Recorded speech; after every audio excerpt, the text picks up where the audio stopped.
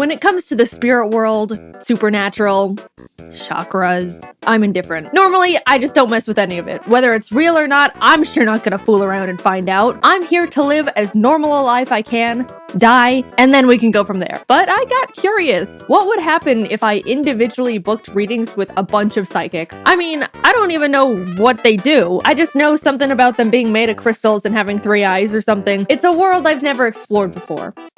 Until today, I didn't even know what to expect. Would they all say the same thing? Different things? Would they say I'm cursed and demand to put a ritual on me? Who knows? I booked a reading with 5 different psychics.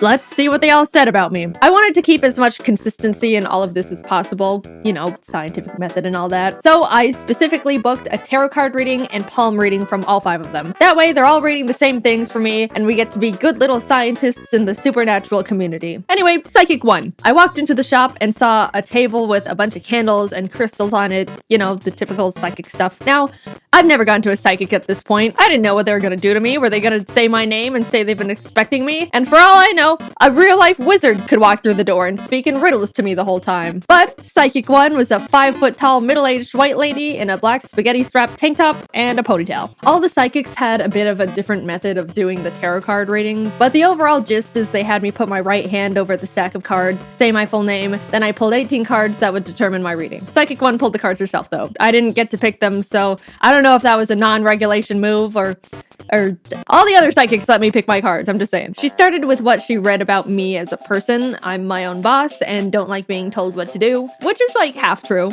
Well, being my own boss is full true. Hi guys. In normal day-to-day life, I love having someone else tell me what to do. It's just nice to turn my brain off and put someone else behind the wheel. But with YouTube, it's true. I don't like being told what to do. With the Pokemon XD video, I was asking Jacob what I should do with the thumbnail, and he said I shouldn't have Shadow Lugia in it because it's not that eye-catching. And I was like, no, I'm putting Shadow Lugia in the thumbnail because I love Shadow Lugia. And then I did. So the psychic's pretty on point so far. She said I don't like asking people for things. Everything I have, I worked to gain with my own 2 hands. I'm gonna live a long and healthy life beyond my 80s, and I'm gonna have 3 kids. All of those things are pretty fair. I do think you could say that to the majority of people though. Even if it's not genuinely true to their personality, I think most people like to believe that's the type of person they are. And if I don't live to be 80, what am I gonna do? Sue her? But that's the very strong skeptic in me talking. She do know me for real for real. Then she asked if I had any questions for her, and I told her that I constantly worry that my birds are gonna die in some freak accident or sudden disease, or they get out and fly away never to be seen again. She pulled more cards and said she sees that they're safe, but would recommend placing a spiritual protection over them, which was very interesting to hear. From what she explained, I'd be doing a 3-day, 3-night meditation for them to create a spiritual barrier that can protect them physically, mentally, and medically. Promising medical protection is a big deal. You can't just throw that around lightly, might I just say. And to perform the meditation, I would need to buy the materials from her to do it. She was very big on making sure I knew I wasn't paying for her time, just the materials. Which, how thoughtful. Until she dropped the materials would cost $427. Let's just do a quick rundown on this whole session so we're all up to speed. During this psychic reading, this lady learned I'm my own boss, am successful enough to run my own animation team, care very deeply about my birds, enough to pay a psychic $90 to ask about their safety, and all I have to do to fully protect them from basically anything and everything in this world is set up this spiritual protection for the low, low price of $427. I didn't know you could repel cancer for under 500 bucks. Someone distract the government. I think we're onto something here. I just told her I don't have the money for it right now. A lie she most definitely didn't believe at that point, but I had to say something to stop this snowball in its tracks. And immediately she said, that's fine, but this isn't something you should wait a long time on. Thank you, we'll be in touch. I never went back. For that being my first psychic reading experience, it spawned so many questions, but it did answer one I had beforehand, which was, how do psychics even stay in business? Because I am now starting to understand the business model going on here. Moving on to Psychic 2, I'll say this right now, this one was my favorite. She was really nice and we had a lot of good small talk. Her psychic reading room was a little closet in her house, and by the end of the session, it was very warm in there. But I had a nice time. Same situation, got a tarot card and palm reading. I think she said she gave me a general spiritual reading as well, and this all cost $90 just like the last one. What she said was all very positive. She said she sees me making a name for myself in whatever industry I'm in. That was genuinely the first thing she said to me. I didn't tell her about my job or anything. She sees a lot of new and exciting opportunities coming for me in the new year. I got all these readings done late 2022, so by the time this video actually comes out, we get to see if that's true. She also said I'm planned to live a long and healthy life past my 80s, and she foresees me moving to a different location sometime when I'm older, which is most likely true. I don't like LA, it freaks me out. She identified my bad time of the day, which she said is 3 a.m. Again, true. If life gets a bit too hard to handle, I will absolutely have a meltdown in bed at that time. But also, everyone has a meltdown when they're broken and it's late at night. That's a universal bad time. They even wrote a rule in life about it. Nothing good happens after 2 a.m. But it's good to be more aware of because I forget and 3 a.m. hits different some nights. She said I've always been connected to animals. I'm gonna be a mother of 3. Okay, the other psychic did say that. Mental note. And for some reason said I should get into hiking, which just sounds like a nice hobby recommendation. I didn't know tarot cards and palms could say that. I asked her about my birds. I didn't get the spiritual protection from the other psychic, so they are still in jeopardy. And she said, although she's reading that they should be safe, if I'm worried about any medical issues, I should just go to the vet and get general checkups done. Which, you know, I respect a lot. I came in asking about the health and safety of my animals and she told me what she read, but if I'm actually concerned, to just go to a doctor. And didn't charge me $427 for it. Overall, Psychic 2 was very nice. She gave me a good reading, didn't try to sell me anything, and reminded me that doctors exist. Psychic 3 was kind of back in the same vein as Psychic 1. She almost immediately said I'm gonna live past my 80s and have 3 kids. Alright. She said she sees me having good financial fortune and good opportunities are coming in the new year. But she also said in August, a man with a beard and/or mustache is gonna approach me with a business opportunity and to be wary of him. And then, before I could even process that, she said I may be involved in a light car accident in the next few months, possibly a fender bender. This is the first psychic that was this blunt about straight up predicting things, and by the time this video comes out, those months would have passed already, so I'll add right now if I was in a car accident. She also said someone near me is gonna have a baby and that I'm gonna become very attached to it. And that's gotta be the most incorrect sounding prediction of all the psychics so far because I am not a fan of babies. I don't like them. I think they are weird and unpredictable. I do not care who in my group of family or friends has a baby. I'm staying the hell away from it. She went back to reading me as a person, said I'm very trusting and to be aware of jealous people that are around me. In this industry, that's pretty fair. Then she said it seemed like I had a big purchase on my mind, to which I admitted there was something expensive I saw that I've had my mind on for a while. She asked what it was because she foresaw it being good for me, and I told her about the new giant Altaria plush that Pokemon announced. I don't think that's what she expected though, because she seemed to lose a little focus after that one.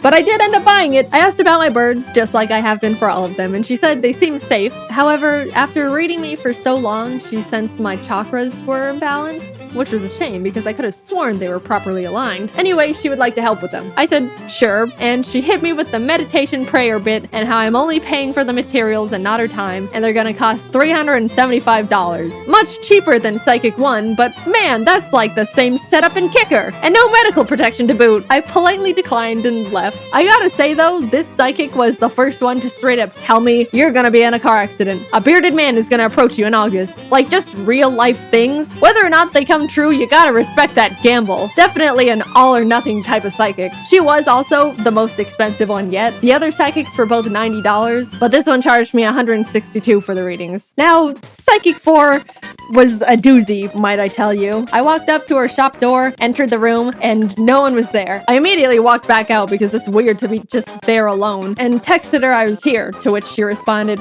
give me 15 minutes. Kinda strange a psychic is running late, but I'm not here to get into that irony, so I just sat on a little chair and waited outside. 15 minutes passed, then 20, 30...